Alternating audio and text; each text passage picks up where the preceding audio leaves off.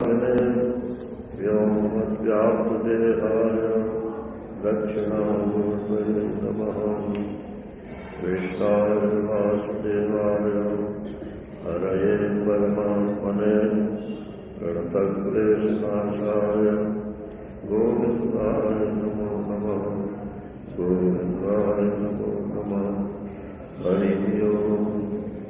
नारायण नारायण नारायण नारायण। अब आवाज ठीक आ रही है?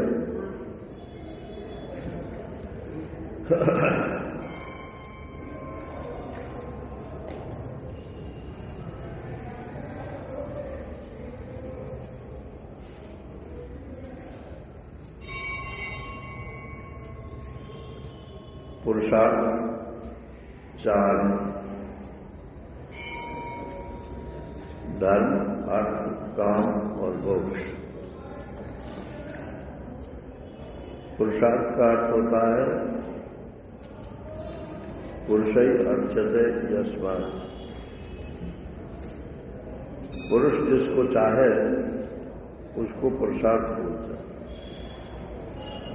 तो हम धन चाहते हैं, इसलिए अर्थ जो है वो पुरुषार्थ। हम अपनी कामनाओं की पूर्ति चाहते हैं, इसलिए काम पुरुषार्थ है। और हम कुछ करके मरने के बाद सुख चाहते हैं, जीवन में भी सुख चाहते हैं, तो धर्म पूर्वक जो सुख प्राप्त होता है धर्म पुरुषार्थ। अर्थ और काम ये दो लौकिक पुरुषार्थ, इसी में सब लोग लगे हुए। और धर्म पुरुषार्थ तो ऐसा है कि जो पुराने पापी हैं वही धर्म को मानते हैं, और नहीं तो कहते हैं धर्म वर्म क्या है, बस सब यही है जो कुछ भी है।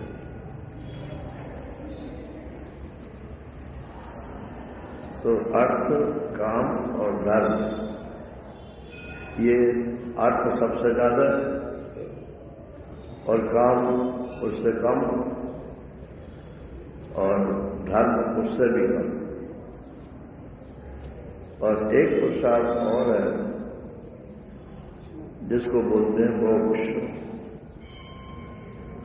उसको चाहने वाले गिनती के लोग कहते तो हम हैं कि हमको मोक्ष चाहिए, लेकिन वास्तव में हमको बंधन चाहिए। मोक्ष तो बंधन का उल्टा है ना।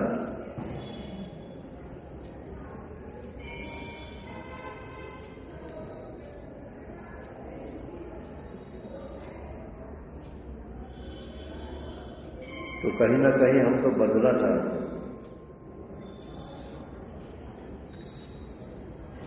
पति से, पत्नी से, बच्चों से, मकान संपत्ति से, यश से, इन सब से बदलना चाहते। तो मोक्ष पुरुषार्थ कौन चाहता? कोई नहीं चाहता। मोक्ष पुरुषार्थ को जो चाहेगा उसका तो फिर कहीं मन ही नहीं लगेगा। न अर्थ में मन लगेगा, न काम में लगेगा, और न धर्म में लगेगा। असल में तो दो ही पुरुषार्थ हैं, एक धर्म है और एक मोक्ष है। धर्म पूर्वक अर्थ कमाओ तो वो पुरुषार्थ, और अधर्म पूर्वक अर्थ कमाओ तो वो पुरुषार्थ भी नहीं। वो तो जेल कभी न कभी जरूर जाओगे। ऐसे ही धर्म पूर्वक अपनी कामनाओं को भोगो तो वो विहित है, और अधर्म पूर्वक भोगोगे तो उसमें भी जेल जाना पड़ेगा, दुख की प्राप्ति हो। और धर्म तो कभी दुख देता नहीं है, लेकिन धर्म शास्त्र के अनुसार ही होता है। शास्त्र से विरुद्ध कोई धर्म नहीं होता। जो लोग शास्त्र को ही नहीं मानते वो धर्म को भी नहीं मानते। मोक्ष की तो बात ही छोड़ो।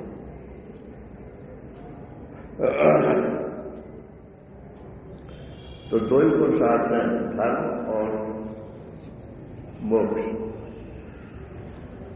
तो मोक्ष आने वाले तो गिनती के हैं, लेकिन चलो चाहते नहीं है तो समझ तो न कम से कम कभी न कभी चाहत उत्पन्न हो जाएगी।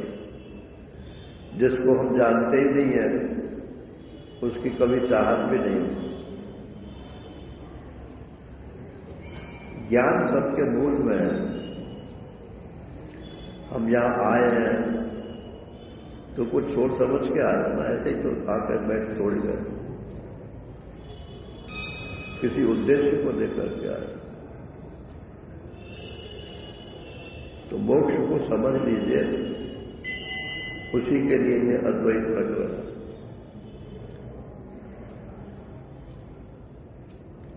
तो मोक्ष का अर्थ होता है छूटना।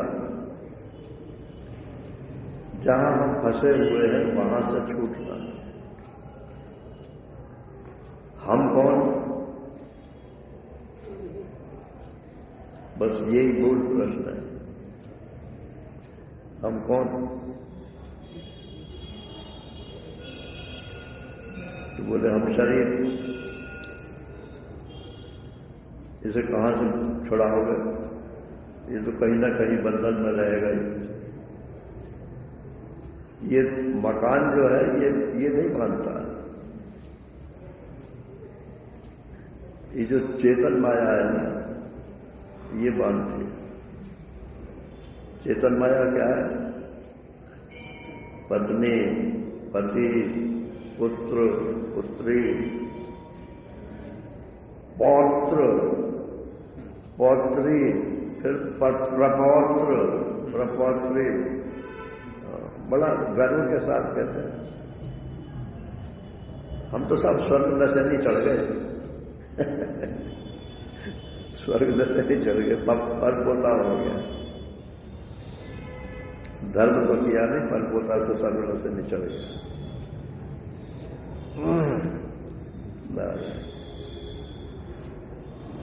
स्वर्ग दशा नहीं तो धर्म से चढ़ते हैं।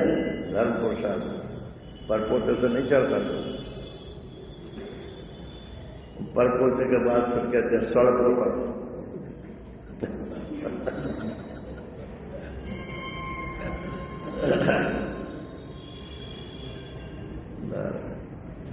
तो अपना बंधन तो समझो कम से कम, तभी तो मोक्ष की चर्चा होगी।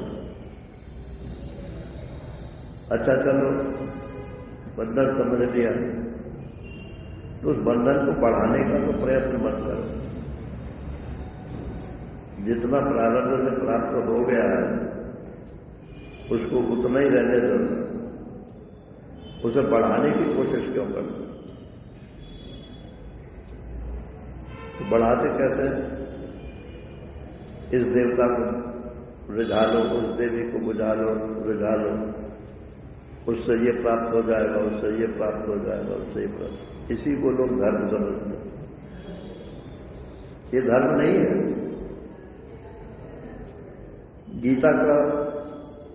गीता की शुरुआत कहां से होती है ना?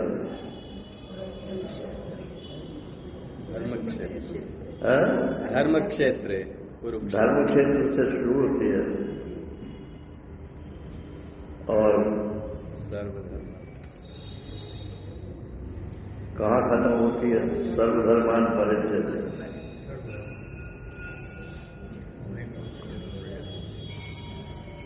तो शास्त्र को समझो भाई।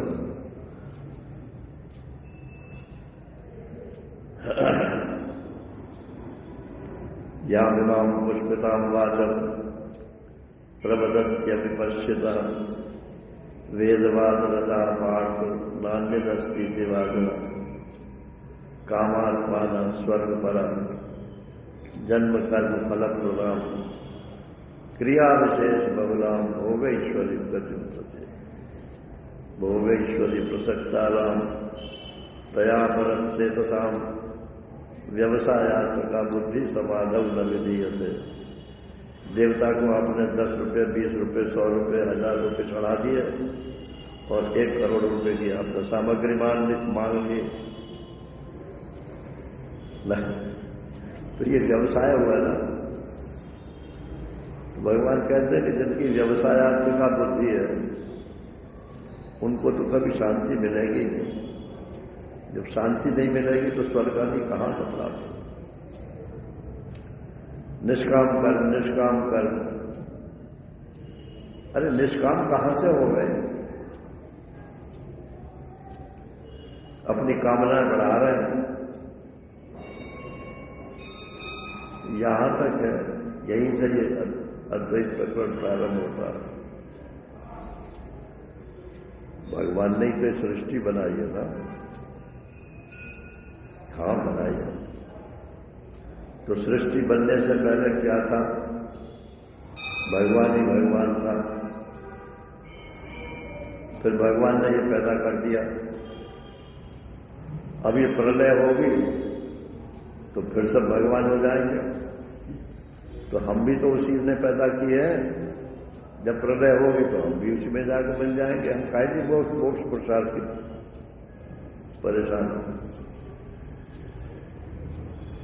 अरे आप यही तो कहते हो कि मोक्ष माने परमात्मा से मिलना,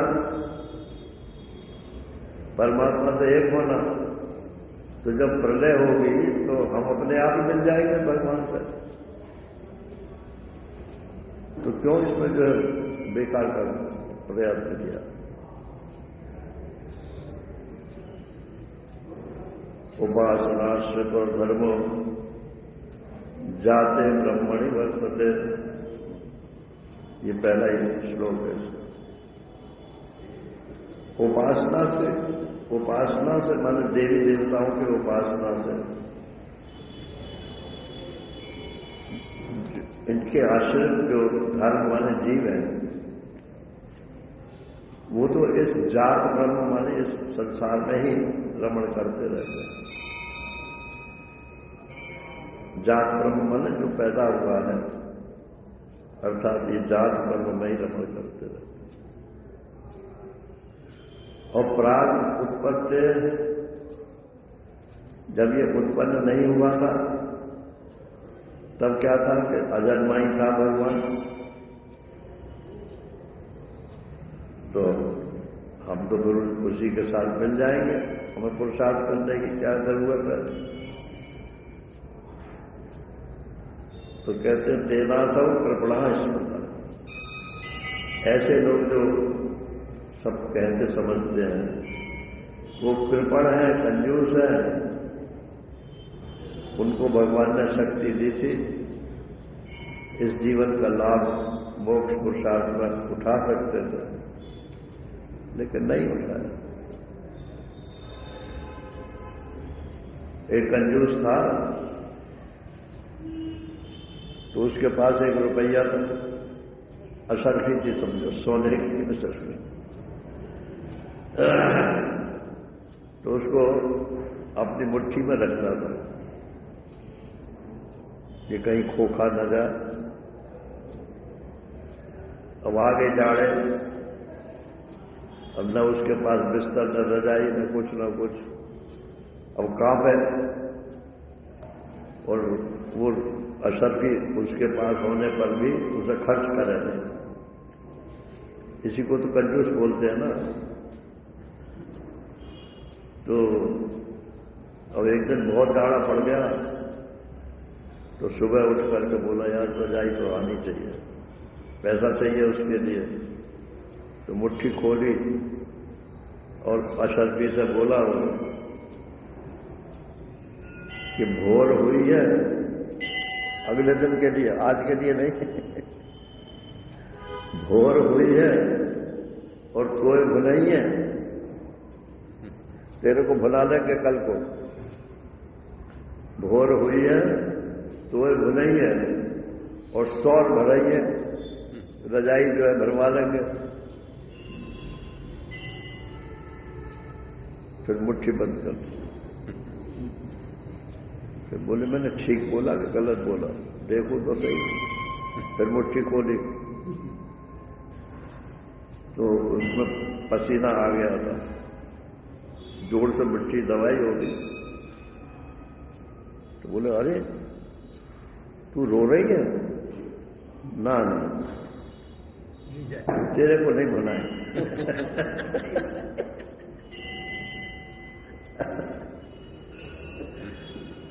इसको बोलते हैं कृपा।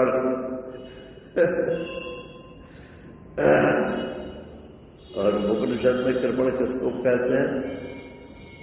याज्ञवल्क्य जी बोलते हैं क्या है?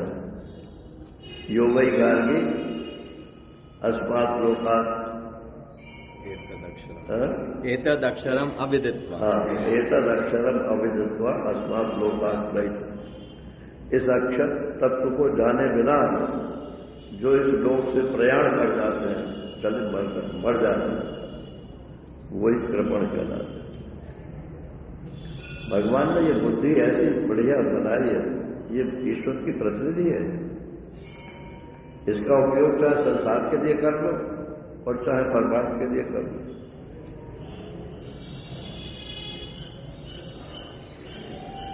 तो ये ऐसे लोग तो कृपण है, भगवान की दी हुई वस्तु का उपयोग ही नहीं करते। इससे हमको ये मिल जाएगा, इससे हमको ये मिल जाएगा, इससे हमको ये मिल जाएगा।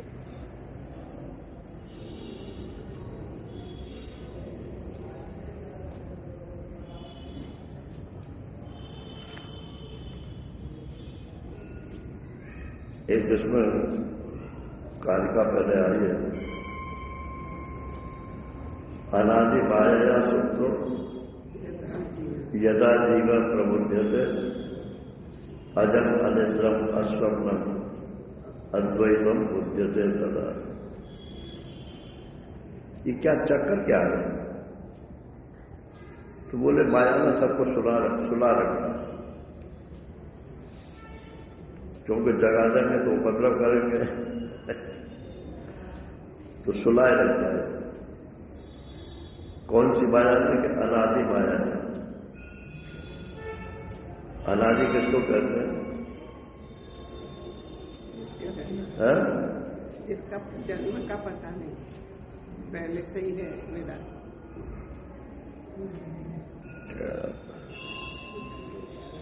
कारण रहित, जिसका कोई कारण नहीं। आदि माने कारण, जिसका कोई कारण नहीं, कोई हेतु नहीं, कोई उसके पीछे तर्क नहीं। माया ने सबको नचा रखा है, माया ने सबको नचा रखा, खुद नाच रहे हैं, माया ने नचा रखा है।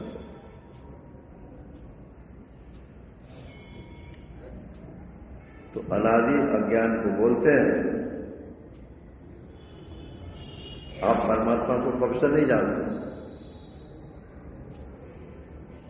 तो कभी से नहीं जानते, जानते होते तो फिर बात ही क्या थी? तो बिना कारण के ही नहीं जानते।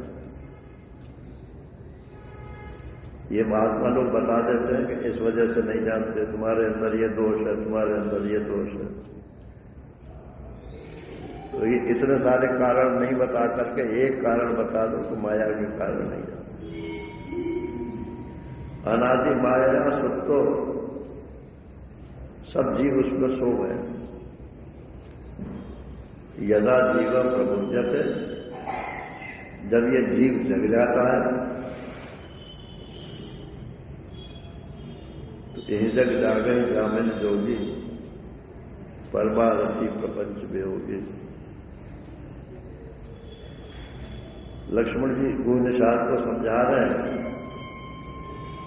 कि संसार जितना भी है ये तो सब सोने में बड़बड़ा रहे हैं, सपने हैं। सपने होए बेकार दृढ़, रंग नागपति होए, जागे हान न लाभ कसुक्ति में प्रपंच दिए तो।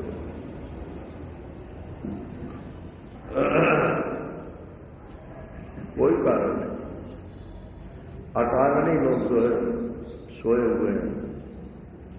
बुद्धि सोई हुई है, आप नहीं सोए हुए।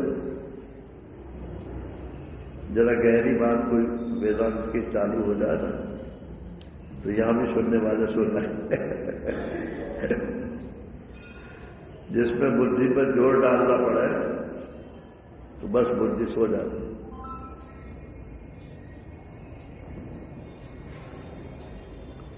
आजकल कथाओं में इसीलिए हल्की फुल्की बातें ज्यादा होती है, तो हल्की फुल्की बातों में कोई सोता नहीं और गंभीर बात हो तो सो जाते हैं लोग। और एक आदमी नाचेगा कथा में तो उसके पीछे 10 आदमी और नाचने लगे। क्या रस बरस रहा उसमें वो नाचने को तो रस बरस रहे।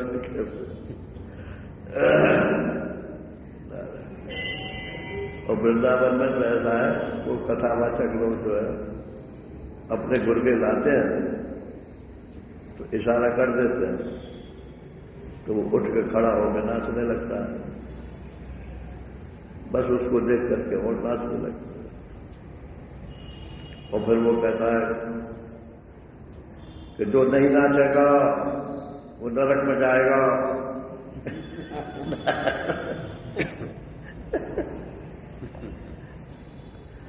तो जो नहीं भी नाचना चाहते होंगे वो भी खड़े हो जाते हैं। अनादि माया सबको यदा जीव प्रबुद्धते,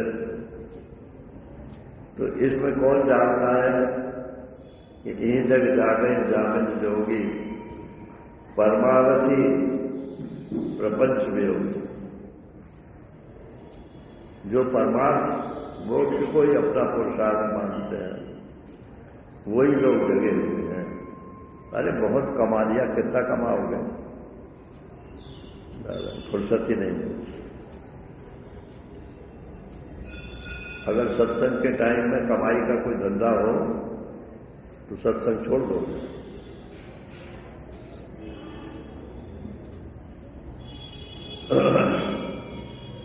तो वो साहब मैं आ नहीं पाया, कारण नहीं बताएंगे क्यों नहीं आ,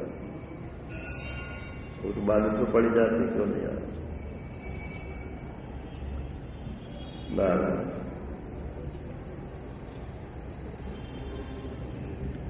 तो जग गए तो इसका क्या सबूत है कि आप जग गए हो?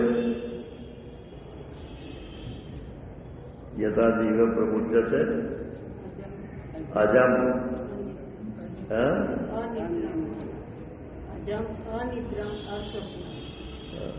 अजम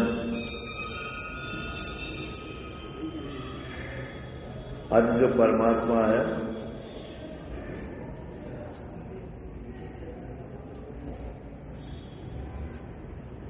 उसको प्राप्त हो जाओगे। अनिद्रम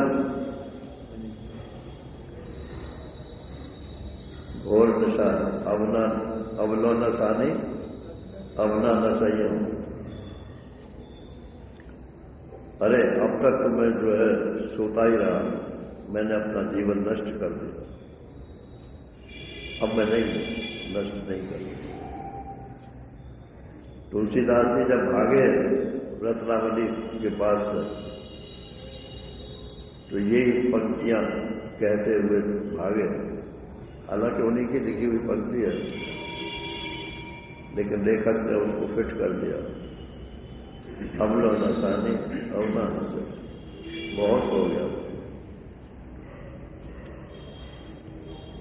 अजम अनिद्रम अस्वप्नम, अब कोई मनोराज्य नहीं करता, एक ही मनोराज्य है। वो कौन सा दिन होगा? जब मैं अपने स्वरूप में स्थित हो जाऊं।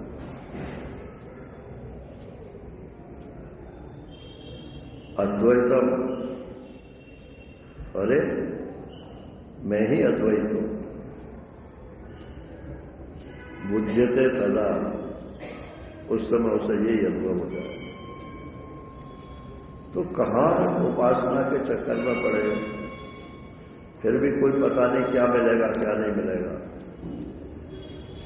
भगवान ने गीता के 7वें अध्याय में और 9वें अध्याय में देवताओं की उपासना का वर्णन तो किया, लेकिन क्या कहा कि ठीक है, ज्यादा से ज्यादा वो अपने लोग को दे सकते हैं, मोक्ष को कोई नहीं दे सकता।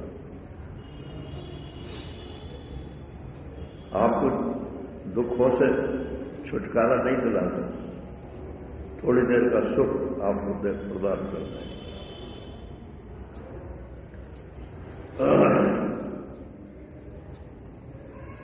वो तो अद्वैत की स्थिति में ही ऐसा होता है कि हमेशा हमेशा के लिए आप दुख मुक्त हो जाते हैं। इसको बोलते हैं दुख की आत्यंतिक निवृत्ति। एक या दो दिन पहले कोई पूछ रहा था कि ये दुख की आत्यंतिक निवृत्ति कैसे हो सकती है, जब दुख सुख क्या नाम है प्रारब्ध से आता है, सुख दुख जब प्रारब्ध से आता है तो तत्वज्ञान होने पर भी दुख से आत्यंतिक निवृत्ति कैसे हो सकती है। तो बात तो बड़ी लंबी चली गई थी। अंत में मैंने यही कहा कि प्रारब्ध जन्य दुख की निवृत्ति नहीं होती है। मैं दुख प्रूफ हूं, ये बोध हो जाता। दुख उसके चारों ओर घूमेगा, लेकिन मैं दुखी हूं ये सम्मिलित नहीं हो। ऐसा नहीं है कि दुख में संवेदन ना हो। मान लो हमारे शरीर में चोट लग गई, तो ये तो मालूम पड़ेगा कि भाई चोट लग गई है, हड्डी टूट गई है, क्या जख्म हो गया, क्या हो गया, ये तो मालूम पड़ेगा। लेकिन मैं दुखी हो गया, हाय मेरा प्रारब्ध जैसा कोटा निकल जाएगा, ऐसे ही लोग बोलते हैं। डॉक्टर के पास चले जाते हैं, कभी तो ठीक भी हो जाते हैं, कभी ठीक नहीं भी होते हैं। आखिर में वो भी हाथ उठा देता है, हम लोग तो जो करना था कर दिया था, अब भगवान भरोसे। अरे पहले ही कह देते भगवान भरोसे तो बोले भगवान है नहीं कि नहीं है। जब अपना बस नहीं चलता तब कहते भगवान भरोसे।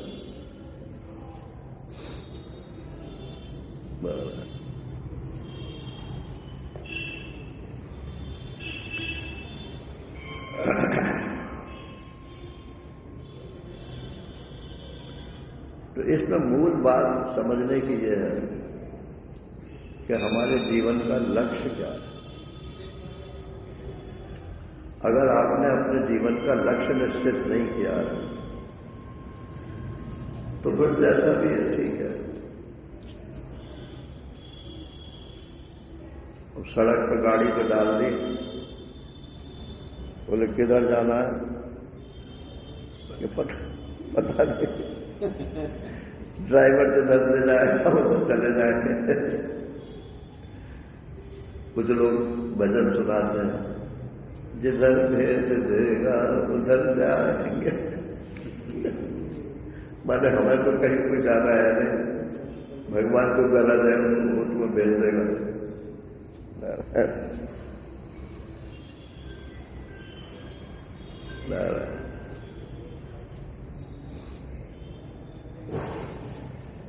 तो हमारा लक्ष्य क्या है? तो विकल्प समझ लो, क्या क्या विकल्प हो सकते। धन हमारा लक्ष्य है क्या? कितना धन आप कमा लोगे तो आपको लक्ष्य पूर्ति हो जाएगी, हमेशा कमी रहेगी।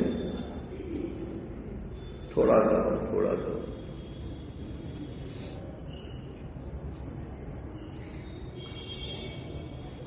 एक कोई टीवी पर सीरियल था, नाम तो याद नहीं आ रहा, तो उसने देवता की उपासना की।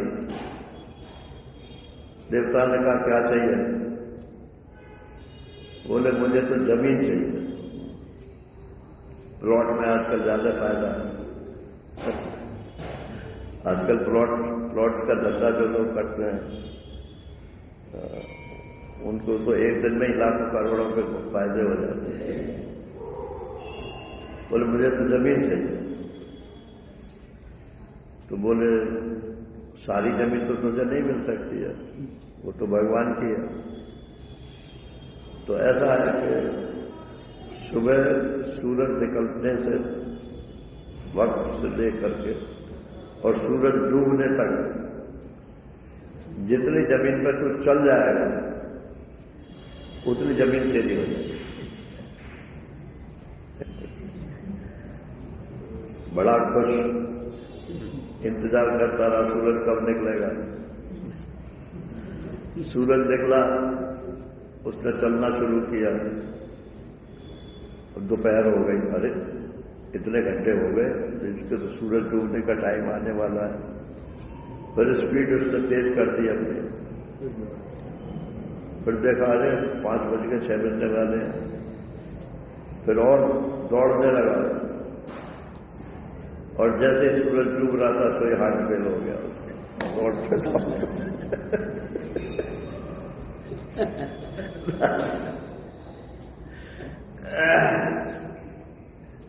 ये सीरियल था मगर ये बात सच्ची है। तो एक आदमी ने देवता से मांगा कि मैं जिसको छू लूं वही सोना हो जाए। क्या नाम था उसका? तो जिसको छू लूं वही सोना हो जाए। बड़ा खुश। अब घर आया तो लड़की उससे प्रेम से आके चिपट गई, तो लड़की तो सोना हो गई। बोले ये क्या हुआ? पत्नी से बोला मुझे आज जल्दी से जल्दी जाना है, खाना दो मुझे। और थाली आई, जैसे थाली छुई सुई सोना हो और सोना सटक। मैं तो अच्छा फंस गया। फिर देवता के पास पहुंचा दो कि अपना ये वरदान वापस लो, मैं जैसा हूं वैसा ही चाहिए। तो धन हमारे जीवन का लक्ष्य नहीं हो सकता। हाँ, धन जितना आपको चाहिए उतना तो आप कमाई देते हैं, कोई ऐसी बात नहीं।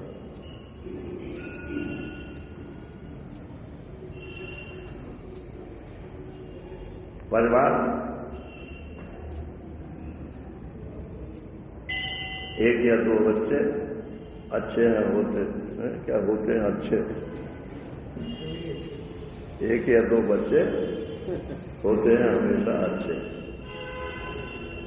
अब पहले तो 10-10, 12-12 बच्चे होते थे, फिर भी कोई उफ नहीं करते थे, सबको पालते थे, पोसते थे, सब करते थे। और आज एक बच्चा हो जाता है, अरे साहब आप तो बड़ा खर्चा है। खर्चा माने कोई धना सकते, खर्चा है तो कमा भी तो रहे हो।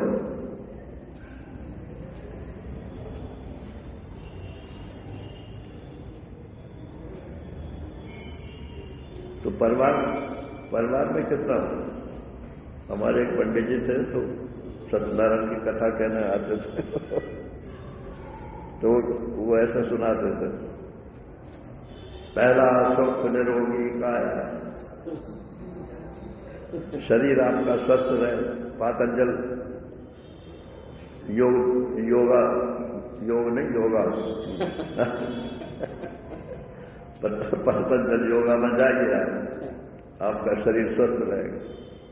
पहला सुख निरोगी काया, दूजा सुख घर में हो माया। अब धन कमाओ, शरीर स्वस्थ रखो, किस लिए कि धन कमाना है। दूजा सुख घर में हो माया। तीजा सुख सुलक्षणा नारी,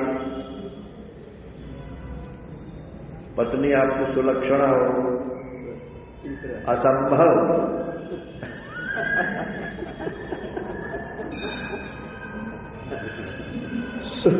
सुलक्षण पति नहीं हो सकता, सुलक्षणा नारी कहां से हो सकती है। तीजा सुख सुलक्षणा नारी और चौथा सुख पुत्र आज्ञाकारी।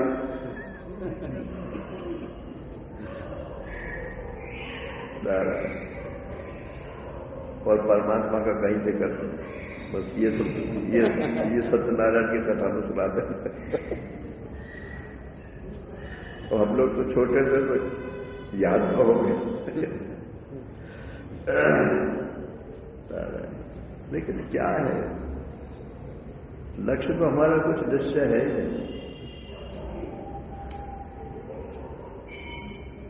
अच्छा, मरने के बाद हमको स्वर्ग मिल जाए।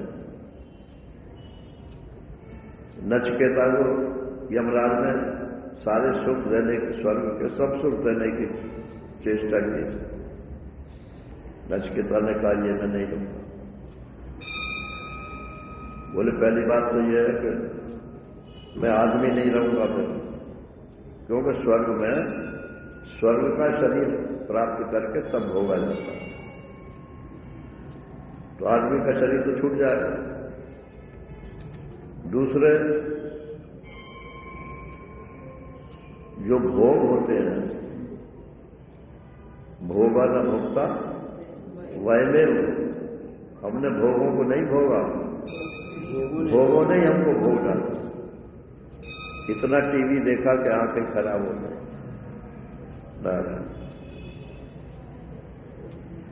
इतना चबाया कि डेंटिस्ट से फुर्सत नहीं। भोगा न भोगता वैमेव भोगता।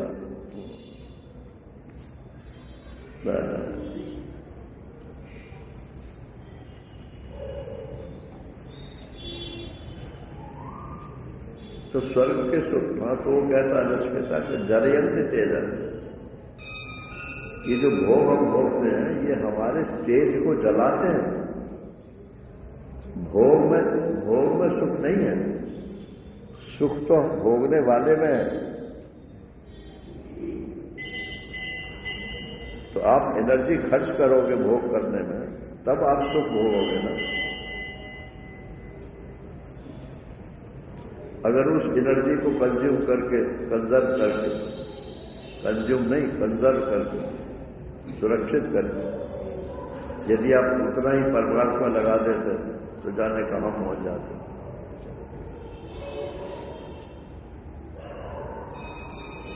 तो सुख हमारे जीवन का लक्ष्य नहीं है। अर्थ हमको सुख नहीं दे सकता, काम हमको सुख नहीं दे सकता, और स्वर्ग माने धर्म जो है वो भी हमको सुख नहीं दे सकता। ये सब क्षणिक सुख के साथ है। बोले मोक्ष तो सुख दे ही नहीं सकता, तो उसको तो छुटकारा है, तो कहीं से छूटना है। ये तो नहीं कहते कि अरे दुख की आत्यंतिक निवृत्ति, ये तो बोलते हैं ना। अगर दुख नहीं हो सकता है तो बचेगा क्या?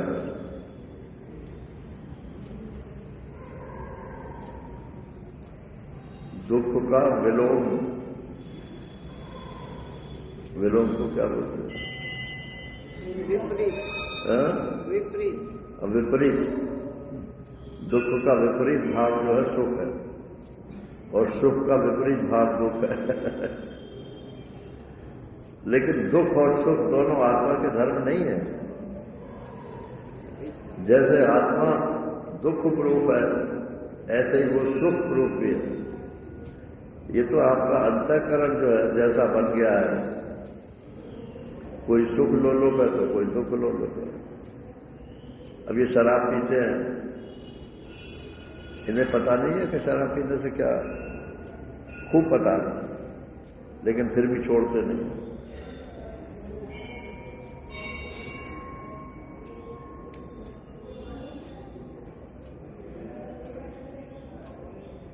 अब कहा रह गया फिर हमारा लक्ष्य क्या रह गया? अरे अपने में लौटो, बाहर कोई हमारा लक्ष्य नहीं है। आप अर्थ में भी है, काम में भी है, स्वर्ग धर्म में भी है, और मोक्ष में भी है।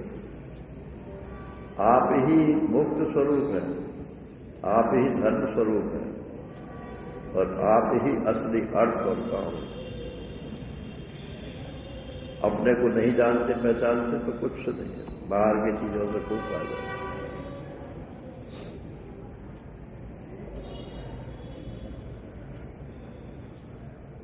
अब किसी ने कहा कि ब्रह्म हमारा लक्ष्य है,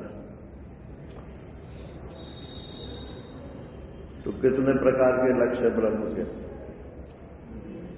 आप ज्ञेय ब्रह्म चाहते हो कि उपास्य ब्रह्म चाहते हो कि प्रेय ब्रह्म चाहते हो कि हेय ब्रह्म चाहते हो कि क्षुद्र ब्रह्म चाहते हो?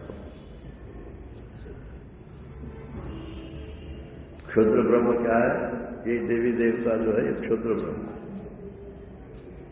अगर इनको चाहते हो तो आप क्षुद्र ब्रह्म को चाहते हो। इनसे जो कुछ मिलेगा वो सब क्षुद्र ही होगा। और हे ब्रह्म चाहते हो वो तो चाहत का विषय ही नहीं हो सकता। कुछ लोगों को ब्रह्म के नाम से ही चेक लगती है, भगवान बोलो तो बड़ा अच्छा लगता है और ब्रह्म बोलो तो उसको स्वीकार नहीं करता, उनका चल जाता। तो उनके लिए वो ब्रह्म है। बोले हमको तो प्रेय ब्रह्म चाहिए, जिसको हम प्रेम कर सकते। तो तभी तक तो प्रेम करोगे ना जब तक तुम रहोगे। ब्रह्म तो हमेशा रहेगा, लेकिन प्रेम करने वाला तो जब तक शरीर है, उसका मन है, बुद्धि है, तभी तक प्रेम कर सकता है। और प्रेम यदि एक तरफ वाला है तो वो भी आपको सुख नहीं देगा।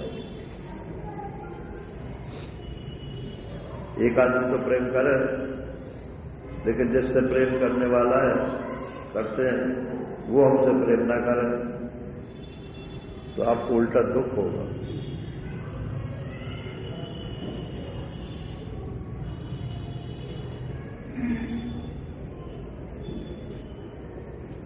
आत्मनो मोक्षार्थम, अपने आत्मा का ही मोक्ष होगा।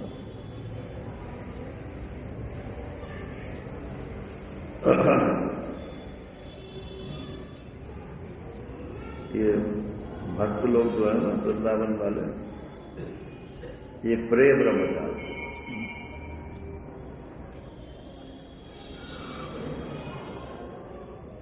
जिसको हम प्रेम कर सकते, छाती से लगा सकते, जो हमारी सुन सके, हम जिसको अपनी सुना सकें।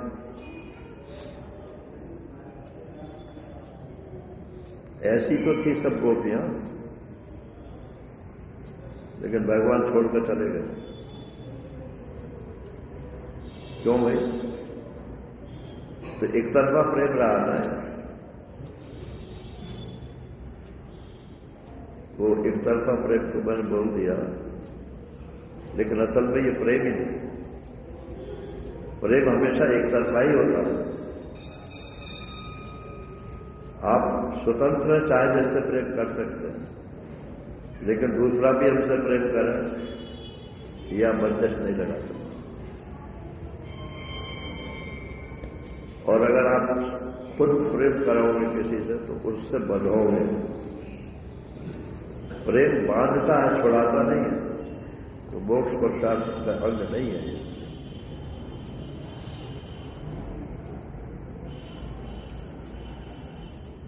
एक उपास्य ब्रह्म है, वो तो बात शुरू ही की थी हमने।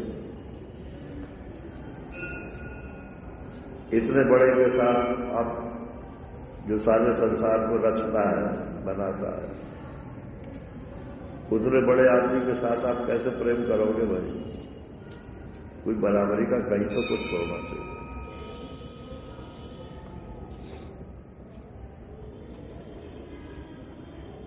तो एक ही बात शेष रह जाती है, ज्ञेय ब्रह्म। जो भी है वो ब्रह्म, उसको हम अपने आत्मा के स्वरूप से जान सकते हैं। माने मैं ही ब्रह्म हूं, ये अनुभव हो सकता है। यही सब उपनिषदों का तात्पर्य है।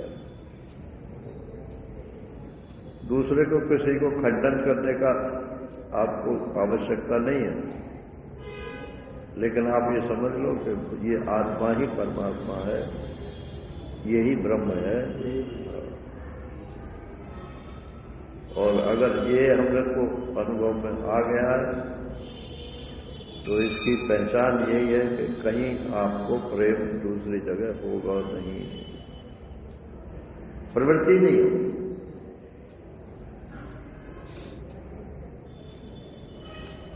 एक कर्म और ज्ञान साथ साथ नहीं चल सकते।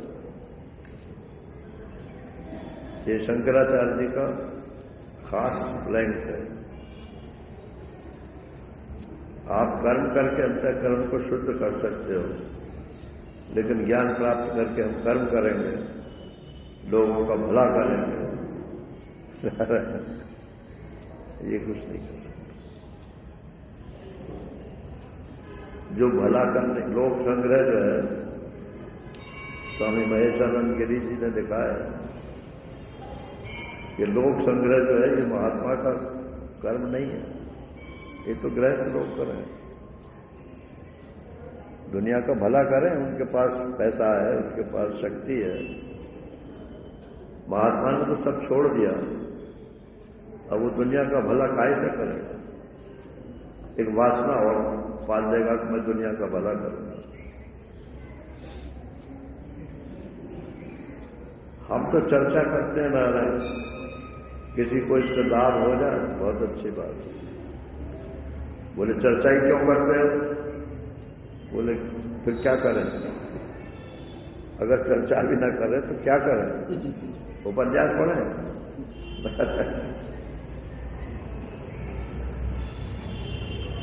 रोटी सब खाते हैं, हम भी रोटी खाते हैं, तो कालक्षेप के लिए कुछ तो चाहिए था।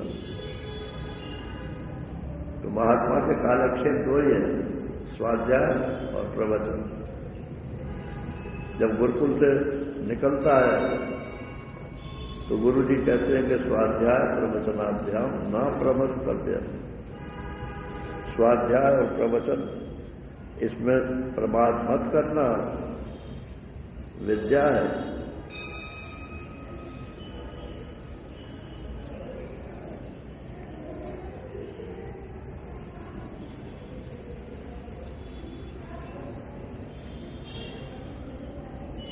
तब यहां एक बात स्वामी महेशानंद जी ने लिखी है, गौड़पाल साहब। कल मैंने गौड़पाल साहब का नाम ले दिया तो हमारे एक मित्र ने कहा कि वो तो बहुत कठिन है, उसमें तो बहुत कंसंट्रेशन दिमाग लगाना पड़ता है, तो पूरी पैर का पुआ चाहिए, बुद्धि लगानी ना पड़े और आपको तत्व ज्ञान हो जाए।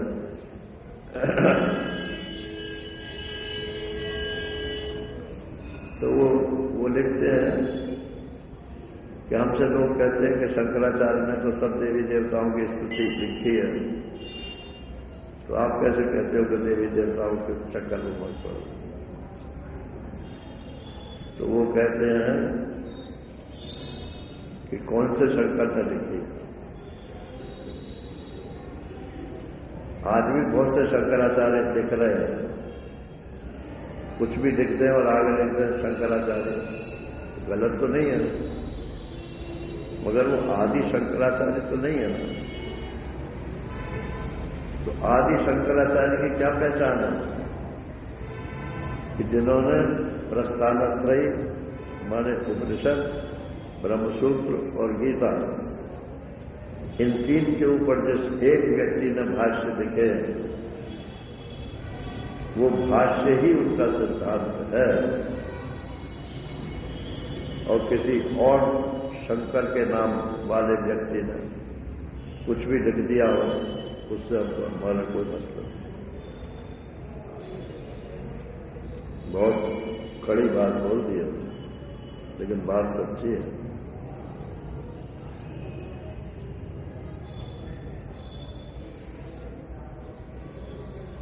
एक कोई ग्रंथ है प्रबोध सुधाकर,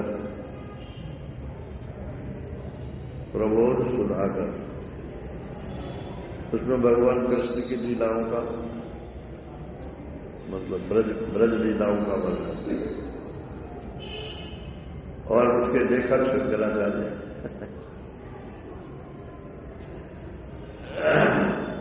वो प्रामाणिक नहीं है, लेकिन भक्त लोग जो है वृंदावन में उसको सुनाते हैं। तो मैंने कहा ठीक है, चलो कम से कम शंकराचार्य को तो सुना रहे हैं, उसके नाम को तो बोल ही रहे हैं, भले ही कोई दूसरे शंकराचार्य हो। तो इस प्रकार से नारायण कहते हैं कि आप हाजिर हुजूर परमात्मा हो, ब्रह्म हो, इसको छोड़ करके आप किसी अन्य ईश्वर या अन्य देवता के प्रति यदि उपासना का भाव रखते हो कि वो हमको तत्व ज्ञान प्राप्त करा देगा या अद्वैत का बोध करा देगा, तो ये ठीक नहीं है। वो करा नहीं सकता और वो आपको हो नहीं सकता। तत्व ज्ञान की एक ही रीति है कि उपनिषद विद्या है, उस विद्या को जिसने ग्रहण किया है गुरु मुख से और जिसकी उसमें निष्ठा है, उससे जब आप सुनोगे और अपनी भाषा में सुनोगे और प्रश्न पूर्वक सुनोगे, ये नहीं कि जो आपकी मर्जी हो सो ही सुना दो। जब आपकी कोई जिज्ञासा ही नहीं है तो क्या सुनाऊंगा? जो हमारे हित में हो वो सुना दीजिए।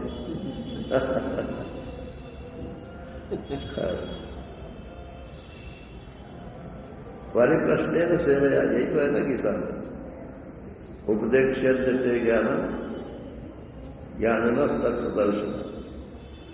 आप पूछोगे तब तो तत्वदर्शी महात्मा आपको बताएगा, नहीं पूछोगे तो वो क्यों बोले? लेकिन कभी कभी सेवा से प्रसन्न हो जाता।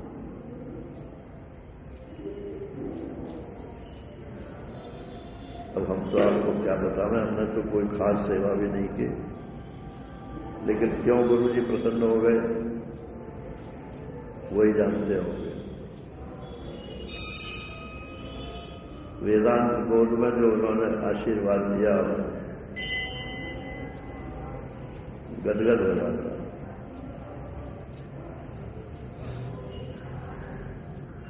गुरु की चाहत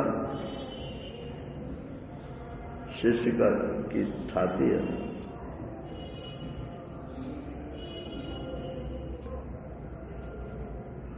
चलो आज तो एक श्लोक हो गया, तो कल से थोड़ा और स्पीड बढ़ाए। वैसे इसमें 48 श्लोक है और हमारे पास अभी तो 28 दिन तो नहीं है। हरि ओम पूर्णमदः पूर्णमिदं पूर्णात् पूर्णमुदच्यते पूर्णस्य पूर्णमादाय पूर्णमेवावशिष्यते। ओम शांति शांति शांति। हरि ओम। श्री गुरुभ्यो नमः। हरि ओम।